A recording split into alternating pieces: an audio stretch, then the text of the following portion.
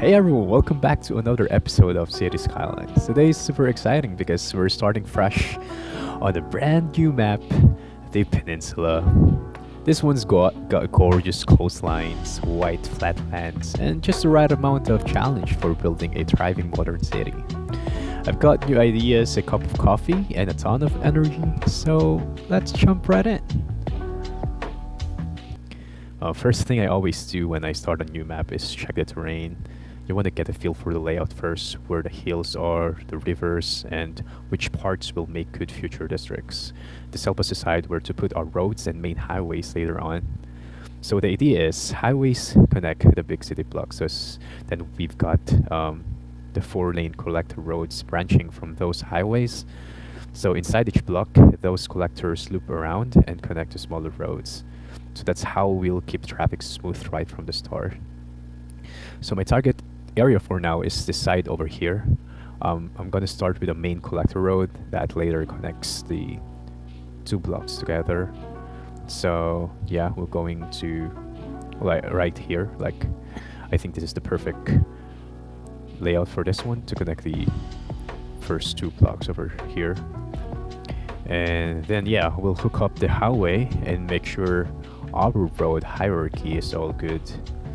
So we'll make the highway first, and second will be the collector roads, just like the real deal. So now we're creating the highway to connect the roads. Yeah, this will be the perfect angle for that. In order for us to make a complete 90-degree turn, I'm following the angle of the beach down on the upper side of the river, as you can see here.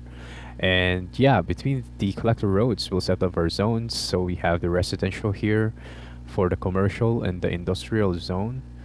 Yeah, but before we get too deep for that, we need to handle the basics, the water and power. So find your water source first. The clean water intake should always go upstream. So we'll place it there, and your sewage outlet downstream. Trust me, you don't want your citizens drinking their own sewage. Yeah, so let's trace it up. Yeah, okay, we're good at it.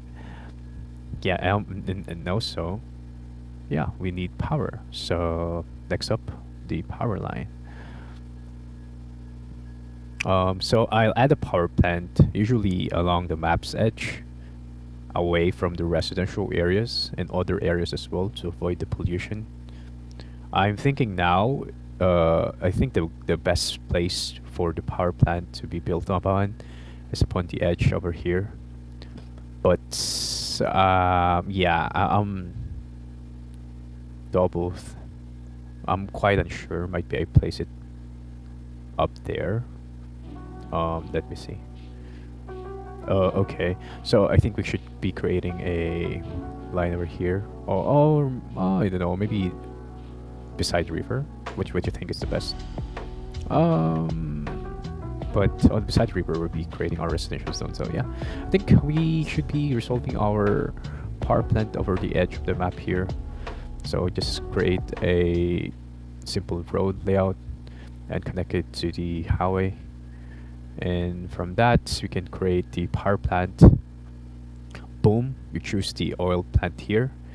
Next up, the power lines. So you just connect everything, your water pump, the sewage, and the city grid. Yep, just like that. And then next up will be we start laying the pipes carefully, but don't overspend early on. So yeah, we can pause on that first. So yeah, I think we start with just enough to support the first residential zone now. So yeah, listen guys, here's my rule of thumb.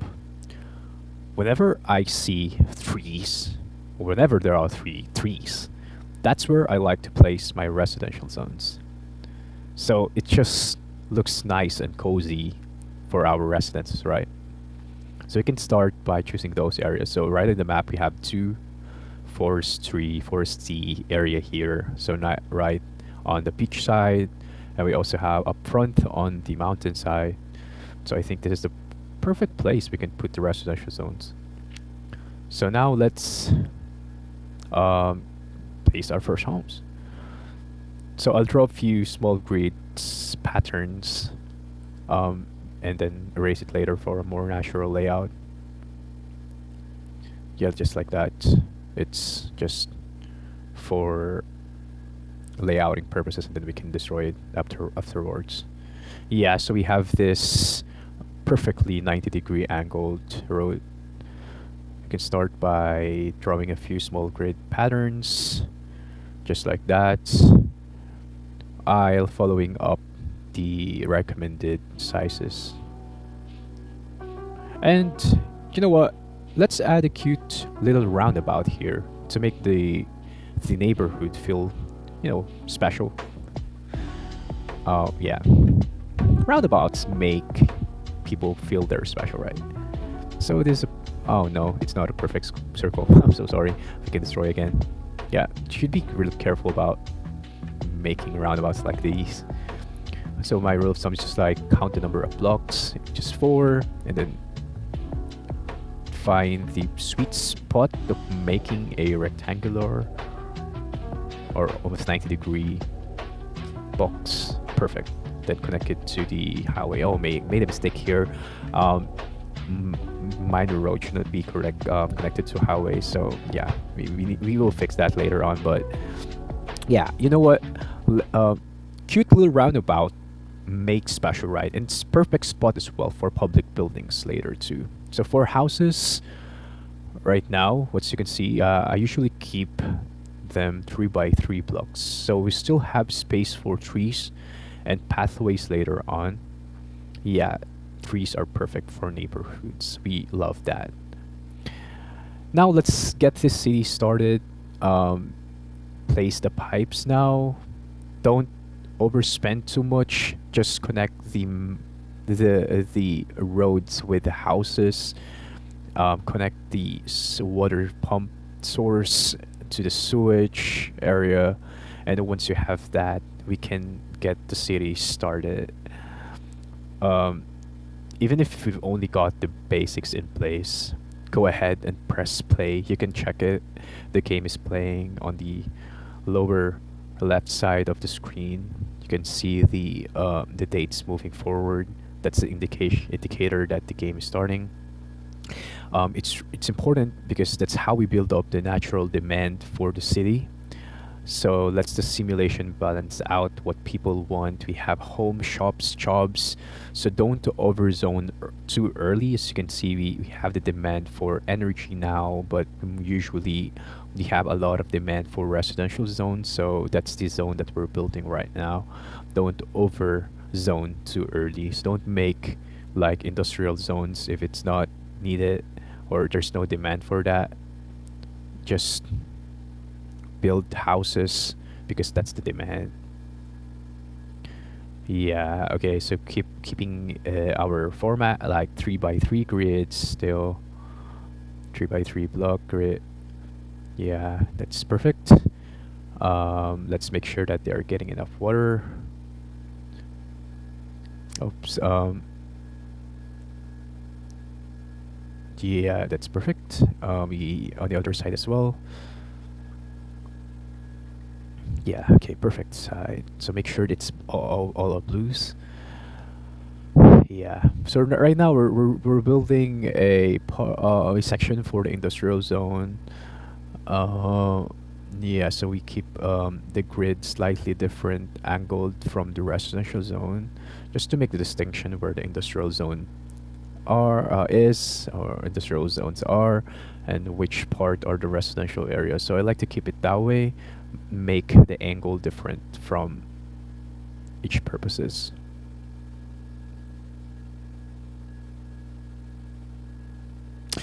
So yeah, it's time for the industrial area. As you can see, I'm picking this flat spot. It's near the residential zone, but not too close, because no residents don't like too much noise from the factories, right? So I'll put a line of commercial buildings later in between the residential zones and the factories in order to buffer the noise from the factories. So in that way, people won't complain about the pollution or noise. So it's a win-win situation for both zones. So as you can see, that's what I'm doing now, making a commercial zone barrier between the residential zone and the industrial zone. I like to place the commercial zones on the main entrances of our residential zones. So in this case, we are on the roundabout, which is the main entrance for the residential zone buildings. It's also perfect because it serves as the buffer zone between the residential industrial zone. In order to reduce the noise, it's like it serves as a natural barrier for the noise. So it's perfect, win-win situation now. Let's make sure that we are watering each buildings we're building. Perfect. It's okay if the it's just okay if um the the pipes are not in the roads. It's just perfect. Wow, things are moving forward. And look at that, the first tenants are moving in. Welcome to Last Cruise. Actually, let's make it fun. Comment down below what we should name the city. Yeah, the best name will be our official city next name in the next episode. I think we'll posting it. Yeah, buildings are growing now and demand's rising. As you can see, we have no demand for residential zones. We only got demand for the commercial and the industrial zones. Yeah. But yeah, it's a solid start. We're laying down more houses later, keeping an eye on the budget, and slowly expanding the population so we can unlock the next milestone.